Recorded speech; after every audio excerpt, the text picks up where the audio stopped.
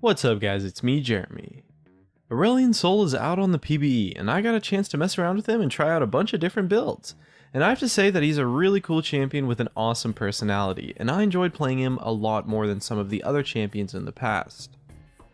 As well, here are some of my favorite comments where I asked what your favorite change from patch 6.5 was.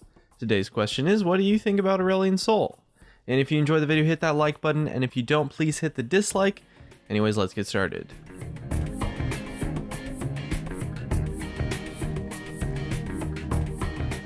Now, one thing I do want to note is that during the few games that I played, the PBE was lagging a lot. It was just rubber banding every so often, but it was really impactful on the gameplay. However, since it's server lag, everyone's lagging equally, which I guess makes it kind of fair, but yeah, that's why there's lag in some of the clips, and I do apologize for that. Anyway, Riot is marketing Aurelion Sol as a mid laner. He's definitely got a lot of potential in the top lane too though, and maybe even on support, and especially in the jungle actually. People will probably play him mostly in the mid lane and the jungle for sure. He's got some okay burst, but with a nice amount of sustained damage to go along with it too, for a really interesting take on an AP champion. He's got great roaming ability and a solid amount of utility, which gives him fantastic ganks. A lot of his kit brings similar parts of other champions, but better to him, so a lot of his kit isn't entirely unique, but his passive is unique for sure, and brings some really interesting mechanics of microing the 3 stars around to hit things. And his damage is higher than I expected too, so he's got a lot going for him. He seems to also have a kit that is heavily inspired by Io, the Guardian Wisp in Dota 2 actually. So although he's cool as hell and he's like this star god dragon thingy, it's a bit of a change from Jhin in the past, who was so unique in his own way, to have Aurelion be someone who isn't exactly unique on his own, despite how awesome and fun he might be to play. Getting into his kit, his passive is 3 stars that rotate around him constantly, and deal damage to anything they hit, and they honestly do a lot more damage than I was expecting. This gives you a lot of costless, sustained damage, which gives you some nice wave clear, and there's a lot of mechanics in this kit that you can use to hit targets faster with it, through controlling your movements, the interactions with his W, and things like that. And with Rylai's, you actually get a perma-slow from this ability, so it's pretty sweet. His Q is an area of effect stun that does a pretty decent amount of damage, and at max rank stuns for 2 seconds. I found maxing Q to definitely be the most powerful option for sure. The ability kind of seems a lot like Anivia's Q maybe, but it's honestly just so much more. The range is technically infinite if you get enough movement speed, since the ability won't pop until it reaches past the range of his W, and as it travels along, it grows in size too. So if you run by it, it grows super big, almost to like a crazy size. It's also great for wave clear, costs a pretty low amount of mana, and is his main tool for harass, and I personally felt like it was pretty easy to hit in lane overall. And being an area of effect stun on a fairly short cooldown, it gives Aurelion a lot of utility, especially in teamfights, and makes him even useful when you're behind a bit. It makes boots of swiftness or mobility a great pickup on him too for long ranged Qs, and honestly gives him potential to initiate fights maybe, by running at your opponents with a charged up Q. His W is interesting in the sense that it gives him a lot of options with his passive, since the stars will deal damage when moving outwards as well as when moving inwards, so you can use it for ranged poke, or with Rylai's it also gives you a perma-slow too. I tried maxing W once or twice, but it's a really weird ability, and since his Q stun duration scales with rank 2, I found that maxing Q is definitely going to be the way to go, at least on lane Aurelion.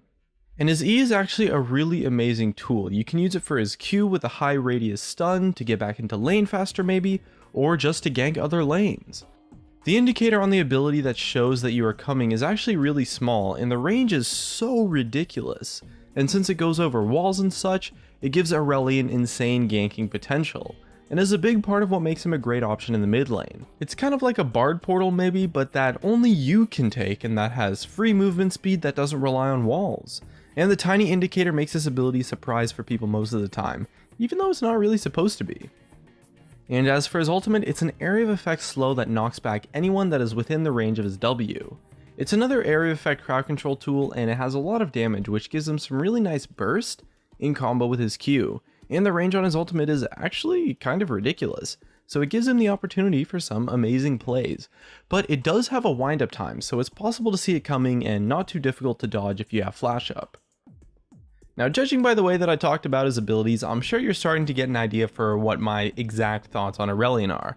And I'm not gonna lie, I think he's pretty strong, at least in the state that I played him in.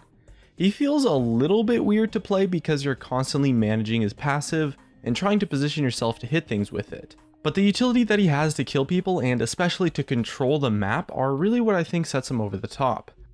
Now, I can't say that he's overpowered for sure, because on the PBE you play against a lot of opponents that really cover a variety of skill levels, and I think the opponents that I played against, which I'm sure you've probably noticed by the footage, honestly just weren't that good.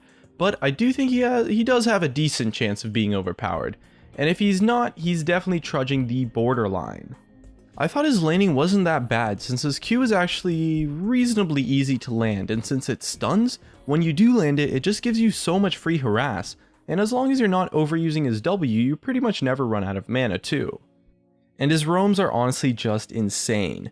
Probably the biggest thing that I think would make him overpowered if he is.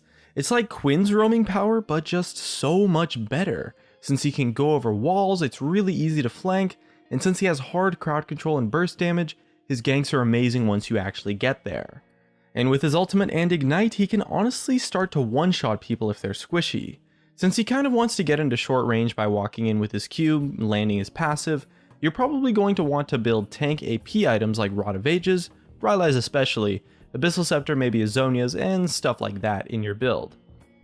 I can say though that his passive has a lot of ability to be outplayed, since it actually has a range that extends past his melee distance. If a bruiser champion like Aurelia, Jax maybe, jumps into melee range and just sticks on him, they're never going to get hit by his passive or by his W, and so it makes it very easy to punish you if you ever miss your Q, and it does leave you vulnerable to getting initiated on, which is why I don't think he's the best fit for top lane, and since everything he has is a skill shot, he's also a little bit vulnerable to super mobile champions like assassins in the mid lane, although you do still have a lot of options versus them, since a lot of assassins might have predictable movements with their abilities, and since Aurelion has a super tanky build, he's got a decent shot versus assassins who won't be able to one-shot them like they would other champions. And although you do build tank AP items, he's far from a tanky champion, so if you mess up your positioning you can pay for it pretty hard, and he's still vulnerable to burst damage if it's coming from someone fed, or if it's coming from more than one person. But with all that said, he was really fun to play, and with decent burst and roaming, he's honestly really my kind of champion. And I wouldn't be surprised if I add him to my champion pool once he launches, and I definitely recommend trying him out yourself. Since his kit has a lot of utility, he's got lots of versatility in where he can go. And at the moment, I wouldn't be surprised to see him being played anywhere other than ADC, since his tools bring some good strengths to a lot of roles, and he's really just a lot of fun. And that's just about it. If you enjoyed the video, subscribe if you want. Thanks for watching, and I'll see you guys next time.